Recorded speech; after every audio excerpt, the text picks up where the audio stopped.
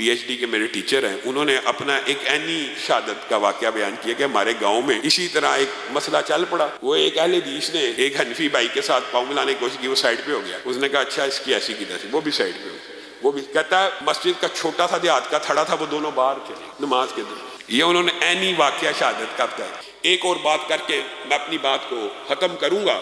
ایک بہت بڑی ہمارے میں کوتاہی آج کل پائی جاتی ہے اور ہم نے اس عمل کو بڑا چھوٹا سمجھا ہوا ہے، اور میرے نمازی ساتھی اکثر اس بات کا مجھے اشارہ بھی کرتے رہتے ہیں کہ علامہ صاحب آپ یہ بات کہیں، یہ مسئلہ پیش آتا ہے دوران نماز۔ ان اللہ وملائکتہ یصلون علی الذین یصلون الصفوف اور الذین یصلون الصف، دونوں الفاظ مختلف روایات میں ملتے ہیں۔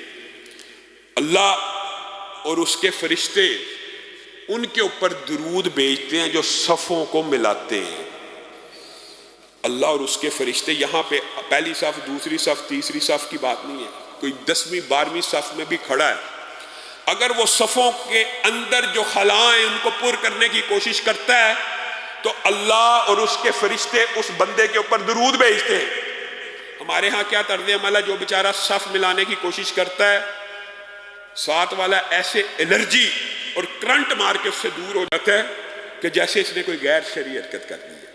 رسول اللہ صلی اللہ علیہ وسلم نماز میں کھڑے ہونے کے بعد جو پہلا اعلان کیا کرتے تھے، صفوں کو ملا لیا جائے، صفوں کو ملا لیا جائے، بلکہ یہاں تک کہہ دیا کہ صفوں میں فاصلے پیدا نہ کرو۔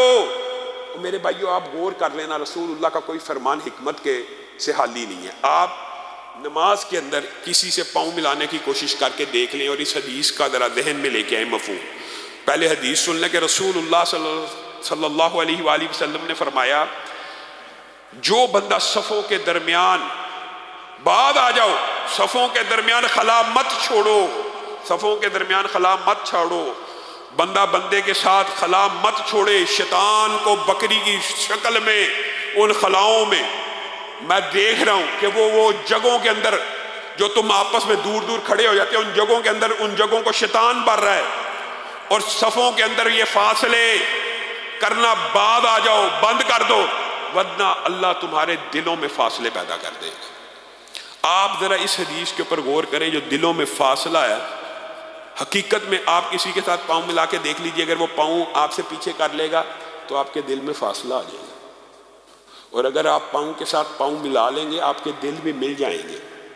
اگر آپ ساتھ جڑ کے کھڑے ہو جائیں گے، ایک صحابی رسول نے تو یہاں تک کہہ دیا کہ رسول اللہ صلی اللہ علیہ وسلم جب صفوں کو سیدھا کرایا کرتے تھے اور صفوں کے بارے میں حکم دیا کرتے تھے کہ صفوں کو ملا لو، تو میں نمازیوں کو دیکھتا تھا کندھے کے ساتھ کندھا رگڑ رہا ہوتا تھا، اور پاؤں کے ساتھ پاؤں، ٹخنے کے ساتھ ٹخنا۔ بتائیے آج کے دور میں کوئی ملاتا ہے؟ یعنی صحابہ رسول اللہ کے فرامین کے اوپر من وعن ایسے عمل کرنے کی کوشش کرتے تھے کہ ان کے ٹخنے بھی ٹخنوں کے ساتھ مل جاتے تھے، کندھے بھی کندھوں کے ساتھ چھل جاتے تھے، کپڑے بریک ہوتے تھے تو چھج جاتے تھے، اتنی ٹائٹ، اور ایسے شیشہ کانہم بنیان مرصوص، شیشہ پلائی ہوئی جیسے دیواریں ہوں۔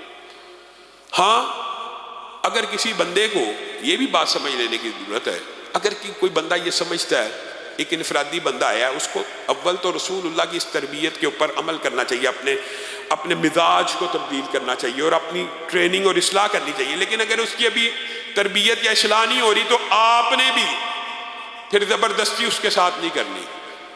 بعض اوقات پوری نماز اسی جھگڑے میں گزر جاتی ہے، ساتھ والا جی پاؤں نہیں ملا رہا، وہ تھوڑا اور آگے ہو گیا، وہ تھوڑا اور آگے ہو گیا۔ ہمارے ایک استاد ہیں، PhD کے میرے ٹیچر ہیں، انہوں نے اپنا ایک عینی شہادت کا واقعہ بیان کیا کہ ہمارے گاؤں میں اسی طرح ایک مسئلہ چل پڑا، تو نیا دور تھا، وہ ایک اہل حدیث نے ایک حنفی بھائی کے ساتھ پاؤں ملانے کی کوشش کی، وہ سائڈ پہ ہو گیا۔ اس نے کہا اچھا اس کی ایسی کی تیسی، وہ بھی سائڈ پہ ہو گیا۔ وہ بھی کہتا ہے مسجد کا چھوٹا سا دیہات کا تھڑا تھا، وہ دونوں باہر چلے گئے نماز کے دن۔ یہ انہوں نے عینی واقعہ شہادت کا بتایا۔ اس طرح بھی نہیں کرنا، ملانی ہے صفے، لیکن اتنا الرجی ہو کے ضد بنا کر، اور بھائی اصلاح کرنی ہے تربیت کے ذریعے، اپنے اندر سے یہ بات ہونی چاہیے، موٹیویٹ کریں اس کو، بعد میں سمجھائیں پیار سے، بھائی یہ رسول اللہ صلی اللہ علیہ وسلم کی سنت ہے۔ لیکن اگر بندہ کوئی پھر بھی یہ سمجھتا ہے کہ میری نماز میں وہ خشوع و خضوع برقرار نہیں رہتا، ساتھ کوئی بندہ ٹچ ہو رہا ہو، تو اس کو سپیس دیں، اس کو موقع دیں، اس کو تربیت کا، اس کی اصلاح کا۔ آپ کا نمازی بھائی آیا آپ کی مسجد میں، اب پہلے دن ہی اس کے اوپر چڑھ دوڑیں تو یہ بات مقبول نہیں۔ اللہ رب العزت جو کہا گیا، جو سنا گیا، اس کو سمجھنے کی توفیق عنایت فرمائے۔